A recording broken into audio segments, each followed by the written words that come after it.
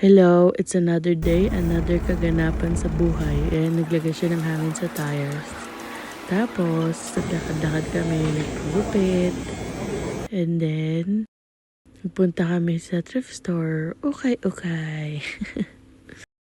Para tumingin-tingin ng kung ano-anong kagamitan na pinaglumaan. So, tapos syempre, nakakita siya ng toys. Kaya pinagtripan niya muna yung mga yan. Napakadaming laruan, grabe. So how much do you have? Tapos, may nagustuhan siyang isang laruan. Nakakukunin namin. Tapos yan, nagbabayad na siya. Ano ba, yan si ate, Pilipina yan. Hindi ko pakita yung mukha kasi baka naman ayaw niya magpakita, diba? Pero ayan, nagbabayad na siya. Ang kit-kit na ganun lang gagawin niya. Thank you. Gawin niya na yung resibo. Tapos, sanito na kami sa grocery naman para makaibigay. Kasi mahilig siya sa free taste. Tuwa siya dyan pagka may free taste na. Yung lagi nahanap niya. Basta nasa grocery kami.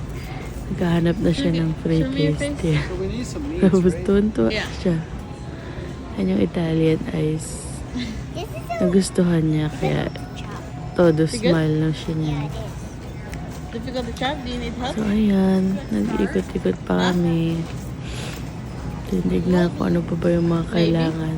Pero nakakaloka, may nakalimutan pa kaming kunin. Tapos ito yung mga pinamili na namin. Siyempre yung mga frutas at meat. Ayan. Tapos siniskan na ng asawa ko para mabayaran na. Grocery shopping. At Sam's, although we're done already, you forgot to film when we were not done shopping. Although we are already done. Stop. Kanina, nagpunta kami sa thrift store. Tapos nakita namin to. Show how it works. Wow! Ayan. Ayan, tuwang-tuwa na siya dyan. What? Caterpillar Tower. What? Okay.